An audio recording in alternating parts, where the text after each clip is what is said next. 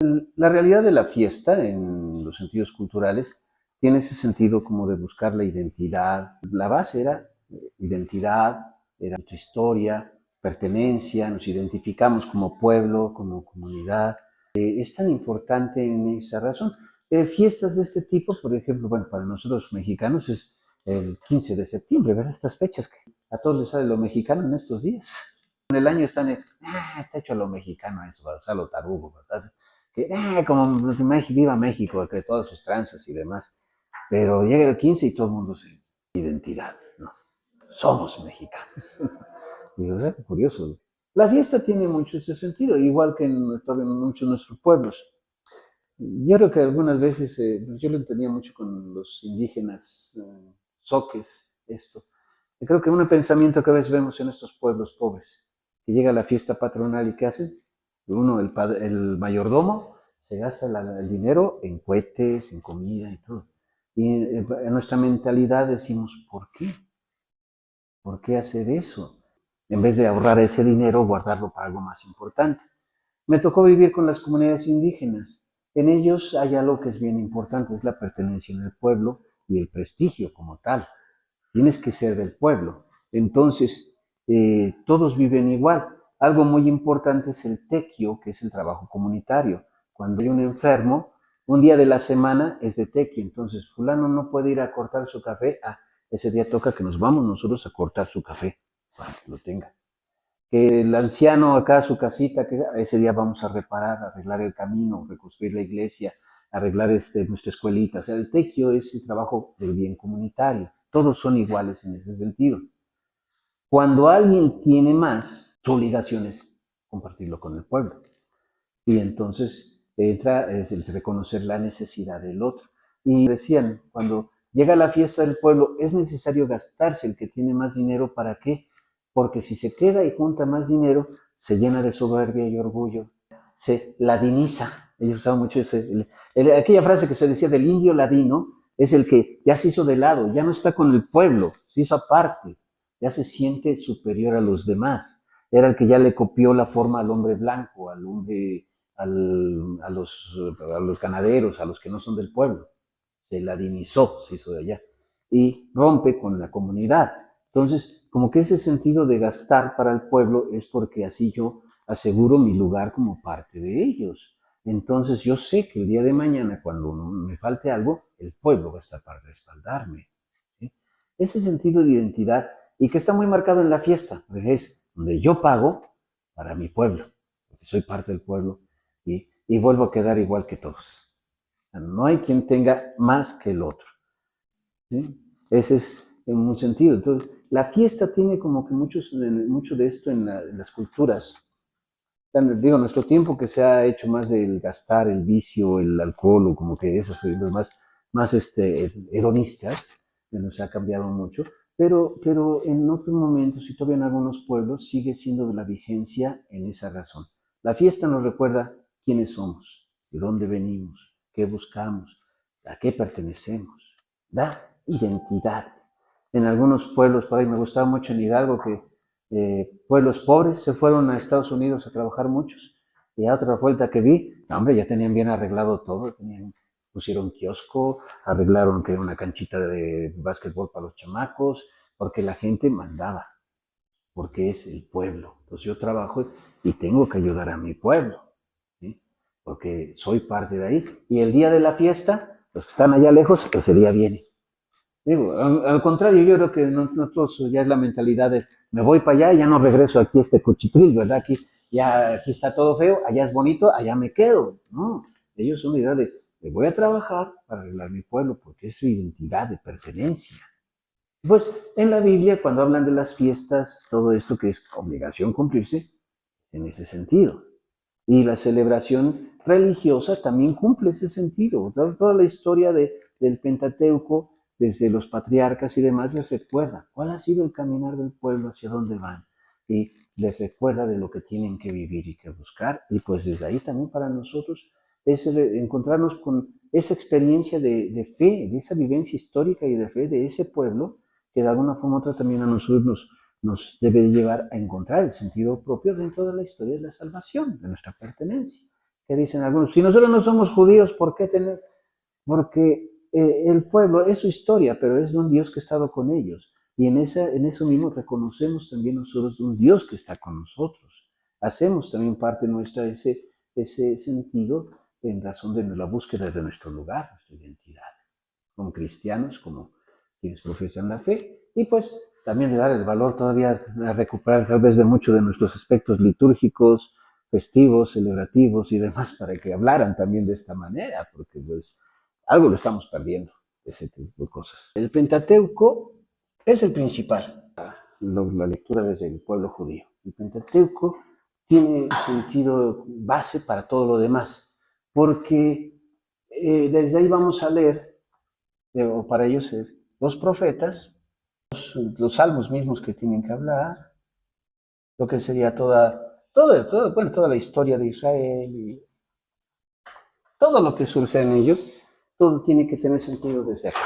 ¿Cómo sería un profeta? Si un profeta llegara y les dijera algo que es contrario al Pentateuco, entonces no se acepta.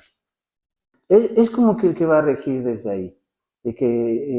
Por eso tal vez a Jesús en algún momento le preguntan, Moisés nos mandó, dinos tú, ¿no? Moisés manda esto, ¿tú qué dices? Si Jesús hubiera dicho, no, pues Moisés no le hagan caso, uy, se lo echan más rápido, ¿no? Se lo ven como un hereje. Pero Jesús defiende que Moisés les dejó eso porque eran ustedes necios. Pero desde un principio la ley dice que el hombre se unirá a su mujer, ¿no? O sea, Jesús va a tomar en cuenta el Pentateuco en varios momentos cuando desde su prédica.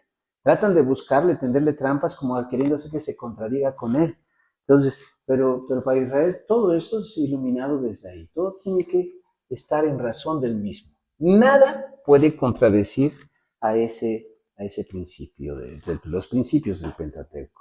Si entienden en una forma muy literal el Pentateuco, nos vamos a encontrar con muchos problemas.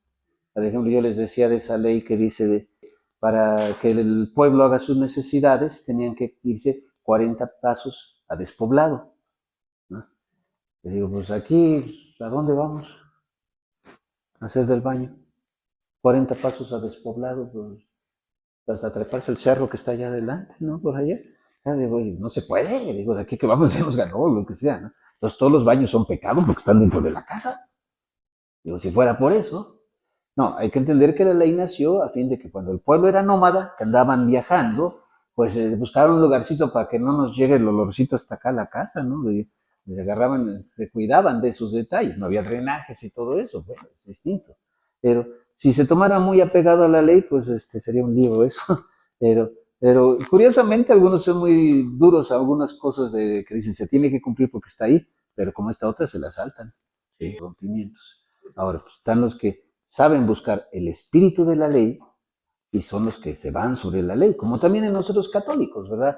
Hay unos que son aferrados a la norma y que a veces no están entendiendo el sentido de la norma como tal, ¿no? Entonces, a veces hay que cuidarse mucho de eso. Le digo, tampoco hay que ser como algunos hermanos que se vuelven muy liberales, allá como que, pues como Dios perdona todo, pues entonces podemos hacer de todo, ¿no? Que vamos a celebrar misa ahí, pero en vez de hostias vamos a usar unas tortillas de harina para repartir y en vez de vino, pues pulque para que sea más integrado a la identidad de nuestra nación. No, no te vayas con barbaridades, ¿no? Pero es que si Dios, pero no, tampoco. Yo le digo, los extremos siempre son malos. Hay que saber mediar, ¿verdad? Y mediar es buscar el equilibrio, ¿no? Ni muy conservadores ni tampoco muy sueltos. Hay que cuidarse mucho de eso. Pero bueno, entonces en esa lectura decíamos, el pueblo de Israel lo va a ubicar desde ahí. Pues para nosotros, pues no, aunque bueno, valoramos y respetamos y todo y aceptamos los libros bíblicos para nuestra formación, pero nuestro sentido de iluminación no está desde el Pentateuco. ¿Desde dónde está? Los evangelios. Para nosotros son los evangelios, ¿sí? Todo lo tenemos que discernir desde ahí. El mismo Pentateuco, discernimos de ahí. Yo soy de los que insisten mucho que cuando vamos a leer la Biblia, primero empiecen por los evangelios. Apréndanlos bien y desde ahí ya leemos lo demás, porque siempre tiene que estar iluminado desde Cristo, desde Jesús. Hasta las cartas de los apóstoles y todo, tienen que ser para nosotros discernirlas desde lo que nos enseña Jesús. Para el mundo judío todavía sigue siendo en ese orden, el Pentateuco, y desde ahí cualquier cosa contraria no entra, ¿no? Para nosotros es el Evangelio. Y desde ahí cualquier cosa que se oponga al Evangelio no entra. Ahí somos igualitos. Desde ahí a veces les digo de que nos ayuda a discernir, por ejemplo, luego salen mucho con esto de que se apareció la Virgen María en tal lado y dijo que ya Dios está enojado y que va a acabar con el mundo por todos sus pecados y que va a exterminar a todos y que va a dar lumbre y que volverán días de oscuridad y todo eso, ¿no? Yo lo he oído más de una vez, ¿no? Curiosamente, digo, Jesús nos habla del fin del mundo y de eso. Nunca. Si leemos el Evangelio, bueno, habla del fin de los tiempos, pero habla del fin de los tiempos como cambios de realidad. Pero Jesús no habla de un Dios que quiere acabar con el mundo, sino de un Dios Padre que ama y quiere salvar a todos. Cuando aparezca algo que nos digan que fue la Virgen María, San José, el Arcángel Miguel, que dice algo que se opone al Evangelio, no es aceptable para nosotros. Y habría que dudar mucho de que de veras sea la Virgen María. La andan metiendo en chismes luego con eso, ¿verdad? Dicen, es que la Virgen dijo, ¿la Virgen va a ir contraria al Evangelio? ¿Los santos iban a ir a algo contrario al Evangelio? Pues claro que no, pues todos son seguidores de Jesús. Entonces, no puede ser aceptable para nosotros. ¿Sí? ¿Sí?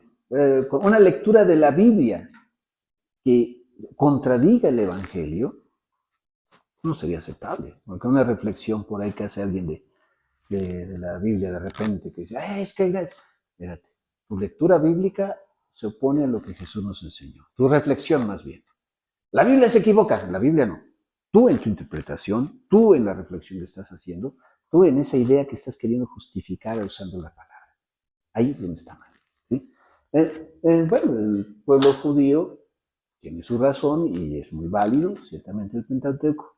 Para nosotros es el Evangelio y desde ahí parte. Mándese. Son los únicos, los cuatro, Mateo, Lucas, Marcos y Juan. ¿Sí? Estudiarlos muy bien, porque hasta eso tenemos que revisarlos porque son desde la perspectiva de ellos. O sea, nos lo cuentan ellos también con sus propias preocupaciones. Por eso cuando decimos lectura del Santo Evangelio, según fulano, o sea, como él nos lo cuenta, porque le digo, cada quien escribe distinto y a veces cada quien escribe desde sus preocupaciones y demás. También hasta en el Evangelio tenemos que buscar ese sentido profundo, esa intención auténtica para desde ahí poder nosotros discernirlo bien.